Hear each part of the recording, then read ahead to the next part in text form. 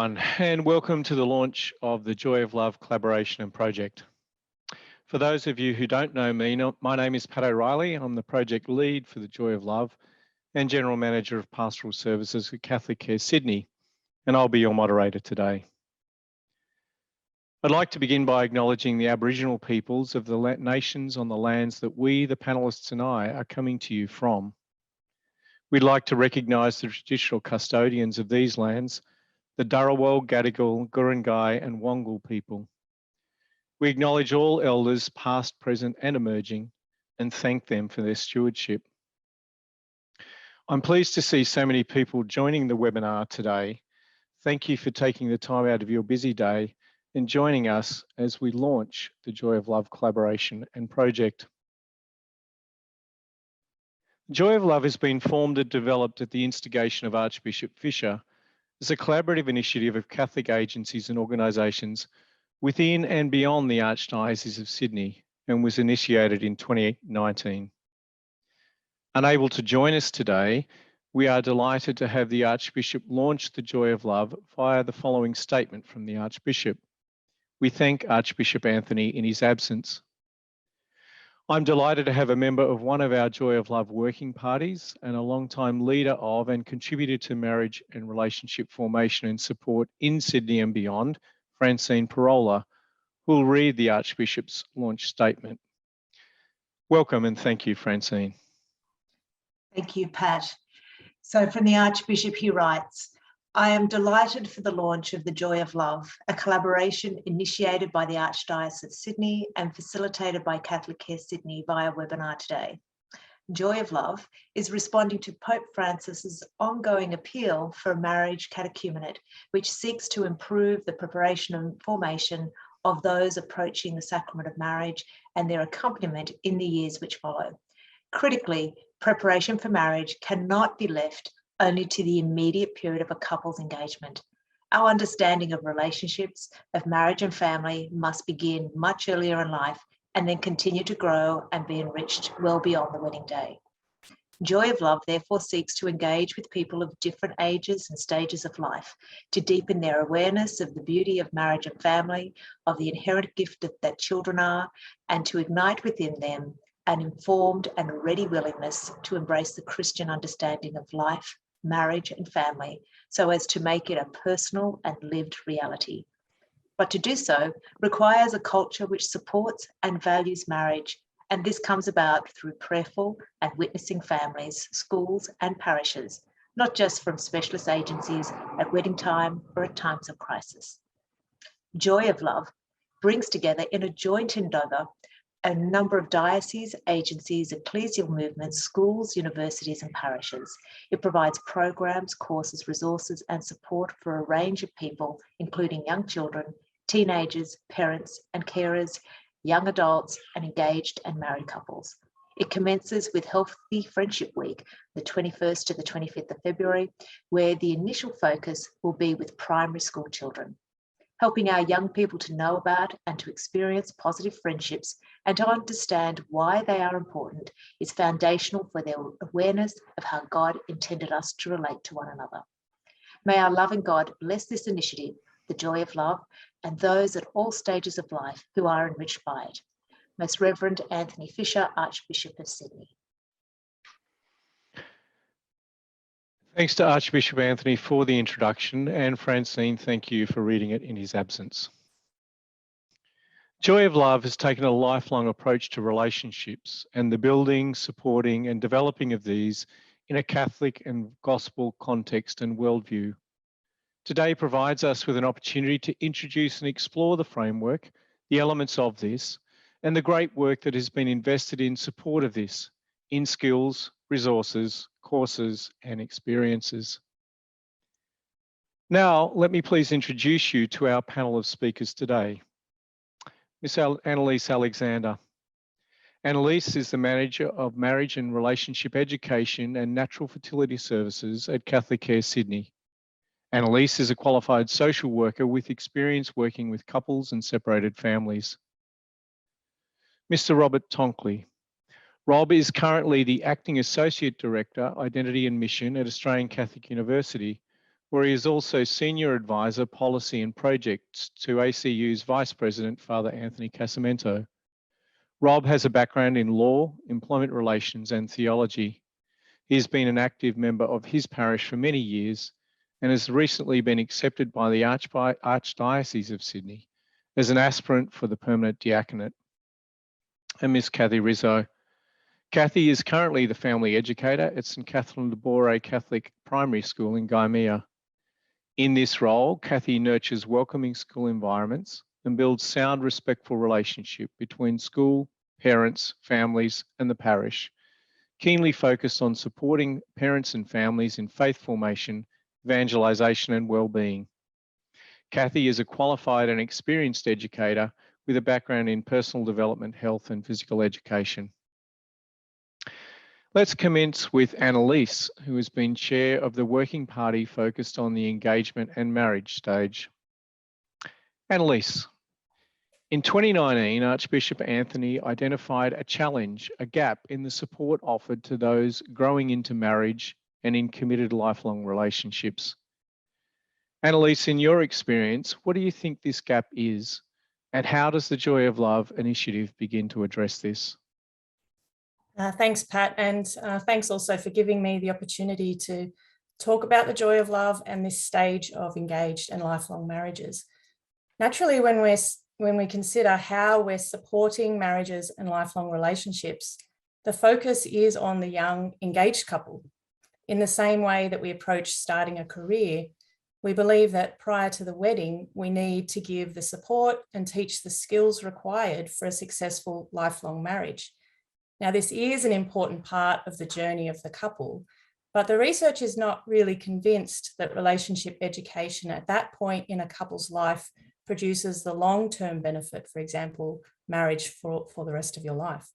There is evidence to suggest that couples report a positive or neutral change after attending pre-marriage education. However, many couples also enter their sessions already feeling pretty happy about their relationship. So it's not a particularly accurate measure. So if relationship education prior to marriage is no guarantee for a harmonious, fulfilling lifelong marriage, well, then what is? If a new graduate, learning their career needs a supportive workplace as they learn their craft and ongoing professional development to maintain their skills, newly married couples and couples who've been married for some time also need ongoing support from mentors and enrichment throughout their life together. And for me, this is one part of the gap that Archbishop Anthony is speaking about. The second part of the gap for me that Archbishop is talking about is the fellowship and accountability to the sacrament that is currently not available in many parish settings. If our marriage was in trouble or we wanted a tune-up, we could turn to a counsellor or Relationships Australia. However, what support does a Catholic couple have if they wanted the particular lens of the sacramentality of marriage? They may not feel the priest is equipped to support them, or they may have no knowledge of Catholic agencies or organisations that could provide it. Many families and couples are disengaged from parish life, and so the natural support system that was historically the parish setting falters. Part of the gap that the Joy of Love tries to address is within the parish itself. Enriching the marriages of couples enriches families and enriches the life of the church.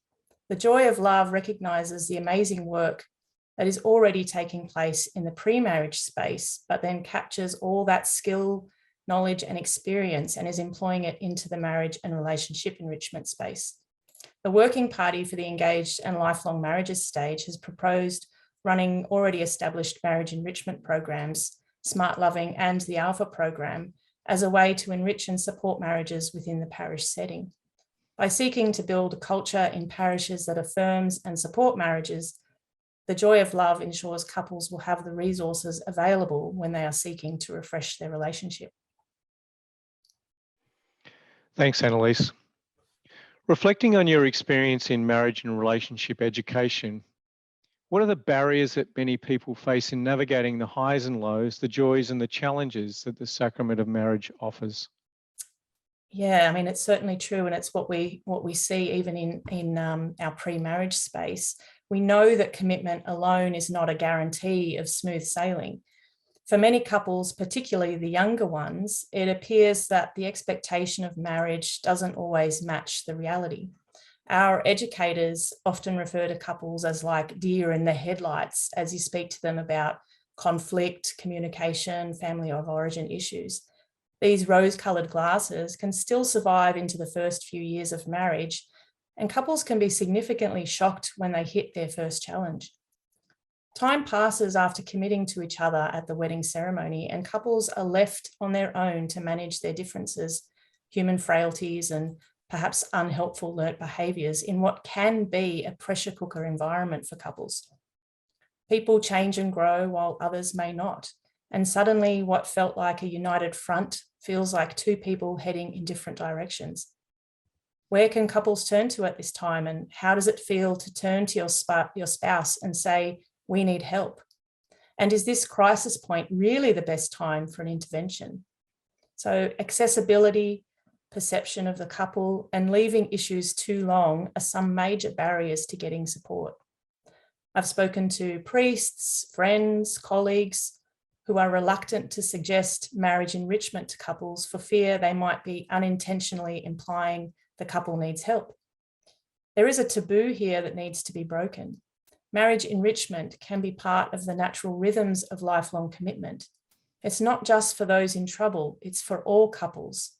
It can be used to check in, to iron out little crinkles, to discuss things that get pushed to the side, and perhaps to consider new ways of sharing and showing their love.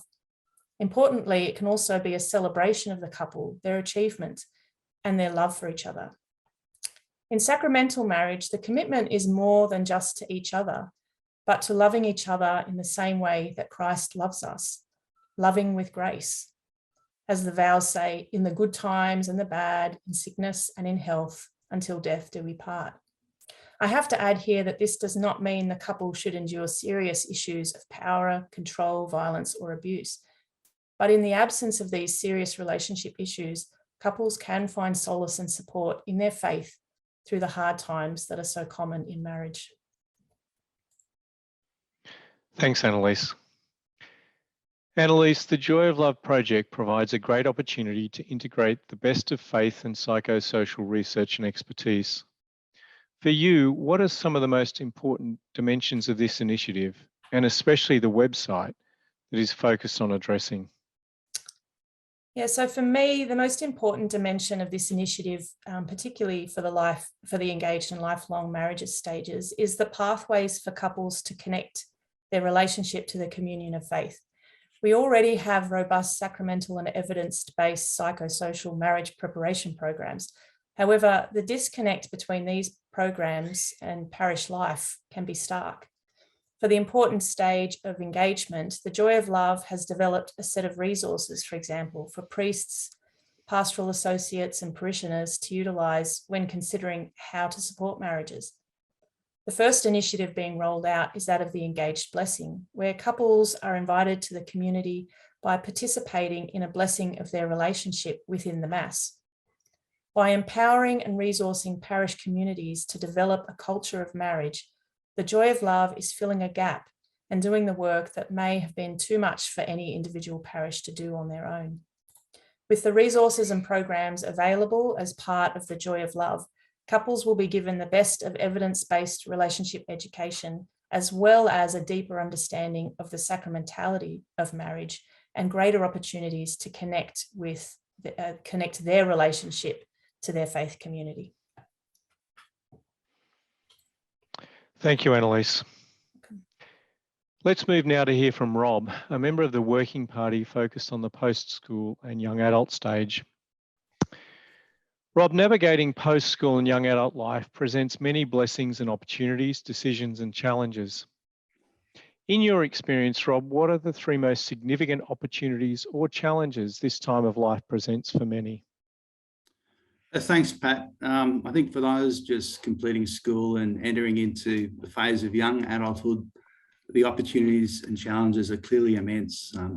I'm well outside of that demographic now, and I'm not an expert in the area, but I do have clear memories of my own experience at that time, and I'm also getting to relive it in a way again through the eyes of my 19-year-old son as he navigates this time in his life. I'd also add that working at Australian Catholic University and my involvement with the work of campus ministry here, I have the privilege of watching our student campus pastoral associates journey with some of our university students, and through that get to know some of their hopes, challenges and triumphs. So for a young person out of school, the potential is huge. Their whole adult life is before them, and for some the choice can be overwhelming. What do they want to do? Who do they want to be? And on a deeper level, what do they believe? For me, when I left school, I certainly didn't have a clear idea of what I wanted to do. So perhaps this is one of the more significant challenges for a young adult working out their identity in the world. Then there's the whole area of desiring to belong, of being part of a group, of forming new relationships and the challenges and the opportunities that this presents. As young adults move on from the influence of their school community and experience greater independence from their families, it's a time where the influence of their peers is the strongest, whilst at the same time being challenged in their self-understanding. For many, it's also a time when they're seeking a serious relationship, working out their desire for love, intimacy, and a meaningful connection. And for those brought up in a faith environment, it can also be a time of questioning. Finally, perhaps there is the very practical challenge of navigating the desire for independence and freedom from the family unit. For example, many would like to move out of home, but the expense limits many from achieving this. So it's a time of confronting the opportunities and associated challenges of young adult responsibility. So there are three that come to mind, Pat: the challenges around identity, forming relationships and independence, but of course there are many others. Thanks, Rob. Rob, what role can Joy of Love play in helping individuals and those close to them start to reflect upon their vocation and make life-giving, solid relationship choices that support this? Thanks, Pat. So I've just highlighted some of the challenges faced by young adults as they seek to navigate the world of identity, relationships, adult responsibility. And it's difficult to do this alone. So I was thinking, wouldn't it be amazing if there was a resource backed by a 2,000-year-old tradition that is continually reflected on the beauty of marriage and family and the centrality of healthy relationships to human flourishing, carried out in a community of faith by people with a broad range of life experience who are able to help people in their different life stages as they navigate their way through this space. And I think this is what Joy of Love is designed to do, to work with parishes, schools, universities, church agencies, ecclesial movements, to provide a variety of resources to assist them, to help people at the different stages of their life make considered life-giving choices that contribute to their flourishing and for those that they are in relationship with. So I think in this way, a key strength of Joy of Love is its collaboration with a very broad range of Catholic organisations that have direct contact with people, and then providing them with the knowledge, skills and programs they can draw on. There are a range of resources on the Joy of Love website, grouped according to the 5 distinct stages of life that the working parties worked on, covering children, secondary school students, young adults and engaged and married couples. And I was able, and I had the privilege of contributing to the working party that looked at ways to support the post-secondary school cohort. So those aged 19 years and above, making their first steps as adults in the post-school world. And as we thought about resources that might be helpful, one resource we thought could be of use for young people would be to make available stories from their peers. Increasingly today, of course, we know the Christian ideal of marriage, indeed the idea of marriage as a lifelong committed vocation, is becoming a countercultural action, something that needs to be done intentionally. It's not something that can easily endure, certainly not without formation and support. So hearing from other young couples about how their faith, friends and family have helped them to discern their vocation, to choose to enter into a committed relationship, was something we thought would be helpful. So if you look at the website, you'll find 5 relationship testimonials that will hopefully encourage other young people in their own discernment. And we hope this will be a resource used by others working in this space. Thanks, Rob. Rob, what role can Joy of Love play in and in support of our Catholic parishes and communities in Sydney, especially for and with young adults? I think for parishes and communities who want to engage with young adults, the Joy of Love can be a very helpful resource. The vocational questions around flourishing relationships that Joy of Love is seeking to raise awareness of and give support to, I think those questions are central to the questions asked by young people, even if they don't articulate it in this way. So foundational questions: who am I? What do I want to do with my life? How can I find happiness and meaning in my life? These are all, in a sense, questions in which the matter of relationships is key. And we know young people are less and less visible and active in our parishes. So the program can be or could be an impetus or opportunity to go out to them in the context of the new evangelisation, perhaps combining it with some of the ideas in the Archdiocesan Go Make Disciples program, to bring into this space for young adults the message of joy, love, hope, human flourishing, the good news to young people who are searching or questioning. There's one way of doing this, of course. It could be integrated with existing programs, and I'm thinking in a parish context, perhaps of young adult groups, men's and women's groups, things like prayer breakfasts, parish-based formation activities, and so on. But the important thing is through this webinar to raise awareness of these resources and to encourage parishes and communities to take what is useful, to support the programs and activities that they already have that engage with young people, or to start new ones. I'm aware of several of the new ecclesial communities being active in this space. So, for example, the Emmanuel community in Sydney, as one example, have been running a series of sessions for young people aged in their late 20s and 30s, with reflections and sharings on the themes of meaningful relationships, love, joy, and human flourishing. And these have been quite successful. They've certainly generated interest among the young adults that they are in contact with. No doubt there are other examples from other communities. So I just say encourage groups and parishes to check out the resources on the Joy of Love website, and hopefully they'll find something that would be very helpful. Thanks, Pat. Thank you, Rob. Let's move now to hear from Kathy, a member of the Working Party focused on the primary and secondary school stages. Kathy, in your work with children, parents and carers and parishes, what are some of the critical issues faced in supporting them to begin to build solid friendships and relationships from an early age? Thanks, Pat. It's a great privilege to be here today and to represent the wonderful work that many family educators do within our archdiocese. In my role as a family educator, I face a number of issues in trying to support parents, carers with responsibilities in guiding their children to make positive friendships and relationships. Obviously, the most recent challenge for building sound friendships has been COVID.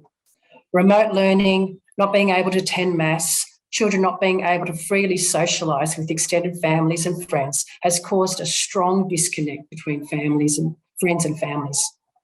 Not having those face-to-face interactions and experiences to develop their social skills, and in particular, friendship skills, has shown just how important relationships are for our own well-being. Overall, school remains the main domain in which children start to build relationships with other children and adults outside the family.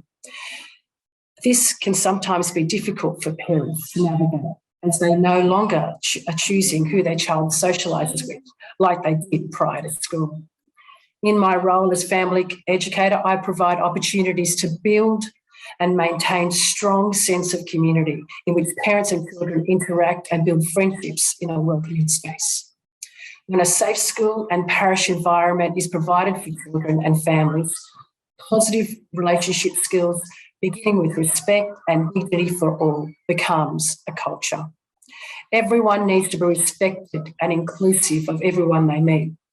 I'm then able to work with parents to nurture their relationships and build social confidence. When this occurs for the parents, it models good social skills and interaction for the children. Another unique challenge I face in my role is the impact living in a fast-paced society has on people, particularly parents, who for many are often busy running households and working full-time. This is challenging to be fully in tune with the complexities of their child's growth, the friendships they are building, navigating how they deal with social issues when they arise. And as we know as parents, they will arise. Some parents don't feel confident in knowing how to help their child when this happens. Then, of course, there's the onset of puberty and all those hormones. And once again, parents are challenged to manage and support their child the best way they can. This is why it's really important that we provide children from a very early age an awareness of what positive friendships and relationships look like, what skills they need to be a good friend, and strategies to assist them in making and maintaining their relationships. This is the learning for life, and these skills are then used in the relationships throughout their life. Thanks, Kathy. Navigating secondary school and the teenage years presents many formative moments, lots of choices and challenges. In your experience, Kathy, what are the three most significant choices or challenges this time of life presents for many? Well, Pat, as a mother of three secondary boys, I'm fully aware that being an adolescent in today's society is tough, not only on them, but also on me as a parent and all parents of teenagers. Adolescence is a time of enormous change. There are significant social and emotional changes that highlight the challenges and impact their choices made when building and maintaining positive relationships. Positive relationships between parents and teenagers are vital for social and emotional development in adolescence. Adolescents are forming their own identity, developing independence, and are continuing to navigate their way around establishing purposeful and positive relationships with peers, family members, and authority figures in their lives, such as teachers or sports coaches or bosses in their workplaces. As teenagers become more independent, the family routines change, and there are significant changes in their relationship with their parents. They want more independence with their social outings they plan, how they spend their time, and who they spend their time with. Parents are no longer their source of company, and this can cause a lot of undue tension for those who are not willing to accommodate their child's growing independence and new friendship circles. Research tells us that conflict between teenagers and parents tend to peak in early adolescence. Teenagers are busy working out who they are, where they fit in the world. Social media is another major challenge for teenagers and their social relationships. Parents are sometimes at a loss as they struggle with the balance of allowing their teenagers freedom to navigate and explore the social media world more independently. One significant challenge for teenagers is maintaining the romantic or sexual feelings that they are starting to develop. The level of experience and maturity certainly impacts the influences these decisions they make. Opportunities to talk openly about such experiences and relationships is really important if they're going to learn about healthy, respectful relationships. Therefore, it's vital for schools and parents to be well educated and have access to a variety of contemporary resources on how to establish and maintain positive and healthy relationships with their teenage children. In developing the parent resource for Joy of Love, advice was sought from the Catholic Council of School Parents as to what the areas are most challenging in this journey with the teenagers. Through these consultations, parent conversation guides were developed, embedding Catholic and gospel perspectives for use alongside resources found on the Commonwealth Government's Good Society website, focused on growing and developing respectful relationships. Thank you, Kathy. Kathy, what role can Joy of Love play in supporting schools and parents' carers, those most critical in the formation and training of children and young people? In the context of a Catholic teaching, Joy of Love will provide opportunities to develop a greater understanding of strong and meaningful friendships and relationships. As we heard earlier from a statement from the Archbishop, starting next week from the 21st to the 25th of February, he's inviting people to be part of healthy friendship work. Schools, parishes and families will engage in activities and games that will provide fun opportunities for children aged between 5 and 12 to develop further knowledge, skills and strategies for making and maintaining strong, healthy friendships. to learn more about the importance of having positive friendships and to understand why they are important and fundamental for the awareness of how God intended us to relate to one another. Explicit teaching strategies and contemporary resources with the Joy of Love focus on key aspects of healthy friendships. Some of these are the importance of being a good friend, what this looks like, how does this make everyone feel, how positive friendships bring joy into our lives. Good friendships are important for our happiness and well-being, and learning to identify qualities and characteristics to make a healthy friend, help make healthy friendships, and how children can find good friends and help children to be good friends. Teachers find their website easy to navigate and can pick up and run with lessons as part of the unit or a lesson to supplement the current PDHPE curriculum, with some outcomes linked to the Regis education curriculum. Activities can be used to complement school wellbeing policies or utilised to support and enhance teachers' classroom climate and culture. At my school, at St Catherine's at Gymea, we are devoting next week to explicitly teach activities from the Joy of Love website. Fortunately, staff were given time last week at our professional development afternoon to explore and nominate lessons that are stage appropriate for all classes from kindergarten to year 6. We will start our Monday morning parent and school assembly with a Healthy Friendship prayer to kickstart Healthy Friendship Week. Parents will be notified of the variety of parent resources. Teachers will explicitly teach a variety of lessons across the week. On Friday, to finish and celebrate the learnings of Healthy Friendship Week, each grade will have an outdoor display for classes to visit using a COVID-safe timetable. These outdoor displays will be shared with parents and carers in our parish community via school communication and social media platforms. As a celebration on Friday, all students and staff are invited to come dressed for a fun Friendship Friday Mufti Day to celebrate Healthy Friendship Week.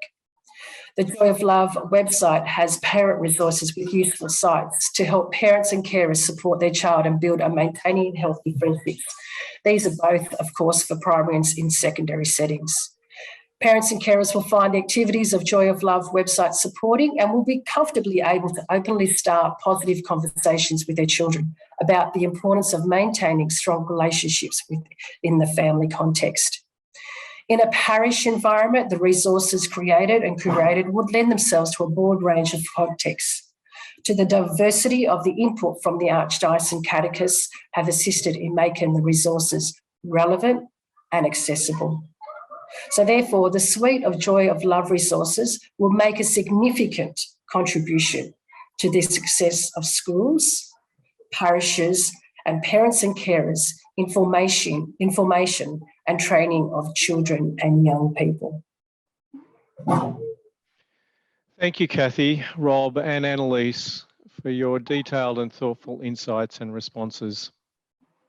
Just encourage anyone now who has a question, if they would like to, if they haven't already, pop it into the Q&A box, and we'll come to those in a moment. Joy of Love is a collaboration of multiple agencies, including the Archdiocese of Brisbane, Canberra, Goulburn and Sydney, the Australian Catholic University, the Catholic Institute of Sydney, Catholic Schools New South Wales, Catholic Care Sydney, the Confraternity of Christian Doctrine in the Archdiocese of Sydney, the Council of Catholic School Parents New South Wales ACT, Engaged Encounter, Marriage Encounter, Parish Marriage Resource Centre Australia, Sydney Catholic Schools and Sydney Catholic University Chaplaincy. Without the contributions of these organisations and agencies and the time and talents of specific members of their teams, this project would not have reached this point. Their current and ongoing support and commitment is foundational to the sustainability of Joy of Love. And we express our gratitude to those people and organisations. Rob, at some point, we'll be called on to draw upon and discover our internal and external resources when we experience relationship breakdown. How can the Joy of Love assist us and others to do this well? Thanks, Pat. Look, obviously the experience of breakdown of a significant or intimate relationship for many is a time of deep suffering. It can be a challenge to a person's self-understanding, even their faith, a time of questioning and confusion. I'm aware of it in my extended family at the moment, someone going through a very difficult situation. And I think amongst other things, there's that need for support, that need for community, that need to have someone available to listen to and maybe give some strength and encouragement. And I would hope Joy of Love, as a broad program covering many different organisations and entities, would be able to help those in that situation. So I'm thinking of the resources that are being developed for the use of parishes and communities that are in that spot of being able to assist people in those difficult situations, or even just through networking and referral for those really struggling, putting them in contact with others in what might be a very lonely time to provide support and assistance. Thanks, Rob. And we have another question which I might refer to you, Annalise, and it relates in some ways to what Rob has just shared with us. And the question asks, do you have plans to also be part of struggling marriages when they are at their wits' end and separating? I think it could help. Annalise, any thoughts? Thanks, Pat. I mean, I've worked in the space with couples who are separating, and it really does require some very particular skills and interventions that perhaps we hadn't really considered with the Joy of Love. What we're really hoping to do, I suppose, is to prevent couples from getting to that point by, teaching young people skills, when they're still in school and giving them the opportunity to, of course, learn skills during the engagement phase, but also supporting marriages after the wedding. Separation and particularly divorce can be a very touchy subject for a lot of people, and a touchy time for people. So I think, Catholic Care does support couples who are separating. We have the Family Relationship Centre at Bankstown. But in terms of Joy of Love, maybe, Pat, we do need to talk about that. That's a little bit more in our working party, but we've been focusing much more on, supporting marriages and how to have healthy, functioning relationships. Thanks, Annalise. So this brings us towards the end of our time together today. Our Joy of Love website is live and will provide you with further excellent content and information following today's webinar, including an opportunity for expressions of interest to receive further important information on the initiative. A link of the recording of the webinar, the website, and other details will be shared, as I said a little while ago, with everyone who registered for today. Thank you again, Annalise, Rob, and Kathy for your input and expertise. And I'd like to thank Luke Reynolds from Catholic Care Sydney and his team for providing technical support. Again, thank you for joining us today. We hope you've gained some valuable insights from our presentation and the webinar. In John's Gospel, chapter 10, verse 10, Jesus offers each of us life to the full. We hope the Joy of Love project will assist many to taste, to experience this fullness in their relationships and lifelong covenant with God. To close, a reflection on friendship from the mouths of some little people. We are all built for communion and community. Thanks, everyone. Goodbye.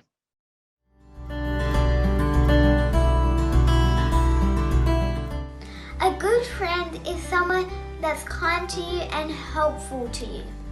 I think a good friend is someone who will always help you out. A good friend is someone who sticks up for you and listens to you. I think that's what makes a good friend, just helping each other, make sure everyone's okay with the decisions, and help out when people are upset or sad. A friend that shows selflessness, respect, and honesty.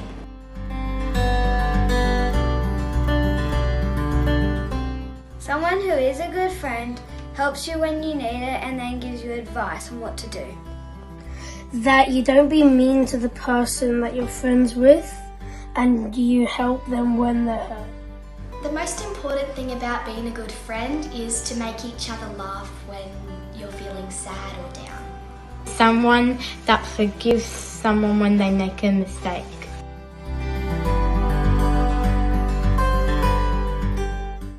I'd like to play handball and chase with my friends.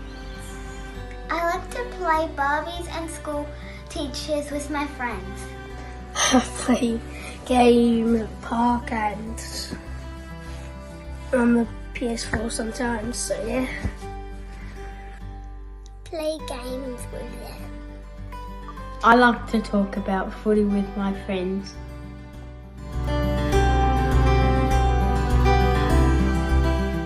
Where you can be honest to each other, you make each other laugh, and you show respect towards each other and tell each other about your interests. Where you don't fight a lot, where you stick together and have a little joke around sometimes. Friends who support one another and listen to each other. Things like helping each other and making sure each other are okay with things before you make a decision.